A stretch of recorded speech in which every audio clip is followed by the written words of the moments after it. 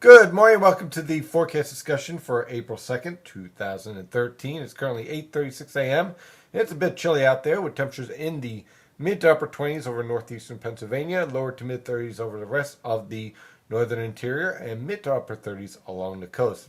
Certainly well below normal for this time of year, but the good news is that the cold air will not last long. Just another day or so and then it's out of here.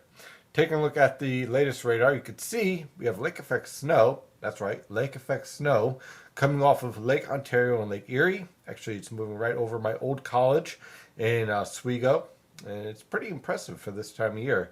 Of course, if you're in April and in Oswego, you're probably not very happy about that snowfall at this time. Otherwise, dealing with generally dry conditions throughout the Philadelphia and New York City metropolitan area. The latest infrared satellite picture shows one last cold front moving through.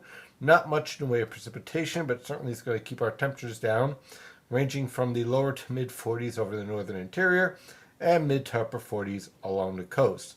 High pressure will remain in control for today through tomorrow into Thursday with dry conditions and chilly weather conditions, especially tomorrow as well, with highs basically in the mid 40s. By Thursday, this high pressure system shifts off the coast. We warm up back into the upper 40s to lower 50s along the coast, mid to upper 40s over the interior. And then our next storm, which is developing over here in the southern plains, will start to track towards the mid-Atlantic coast, intensify and bring us the threat for some rainfall on Friday, but also much warmer temperatures with highs in the lower to mid 50s.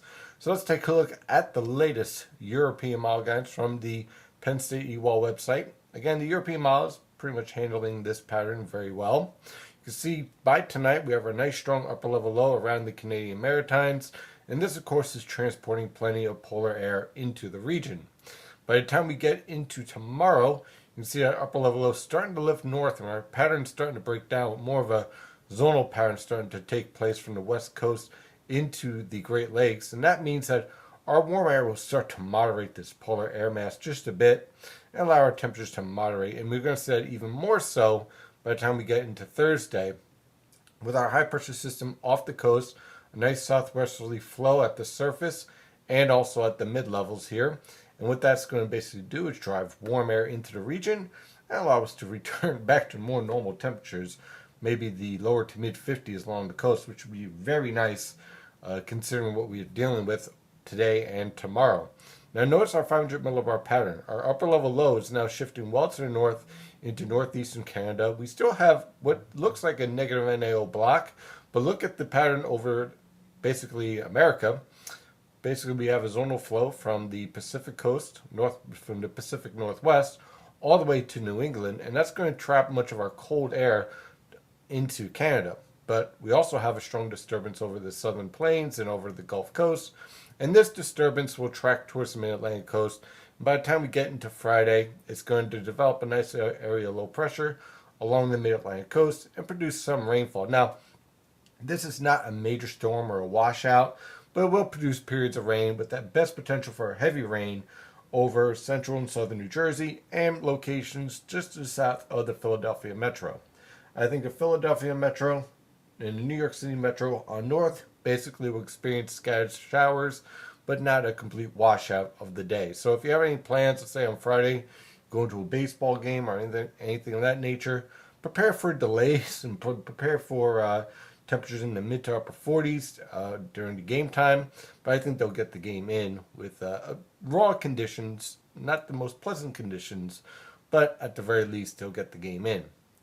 By the time we get into this weekend, look what happens. Our pattern starts to shift. Trough in the west, ridge in the east starts to take hold. By the time we get to Sunday, look at this. A nice trough in the west. Nice big ridge starting to develop in the east. And that means we start to warm up nicely into the 60s by this weekend. So Friday, rainy, cool, raw. Saturday, we improve with temperatures in the mid to upper 50s, possibly a few lower 60s over southern New Jersey. And then Sunday looks like to be one of the best days of the 7-day period with highs in the lower to mid 60s throughout the entire northern mid-Atlantic. We could even see a few upper 60s over portions of southwestern New Jersey and the Philadelphia metro. So we'll have to keep an eye on that. But we're definitely moving towards a much more pleasant weather pattern with more of a zonal pattern starting to take shape over the Pacific, and that leads to a nice trough in the west, a nice ridge in the east, and moving forward into the long range, you see that ridge pretty much stays sustained, but keep an eye on this upper level low here. Could lead to a nice backdoor cold front by the end of next week. That is your forecast discussion for today. Of course, I'm your meteorologist, Stephen DiMartino, still fighting the allergies and the cold. You can follow the latest weather information at nynjpaweather.com and nynjpaweather on Twitter and Facebook. Have a wonderful day. Stay safe out there.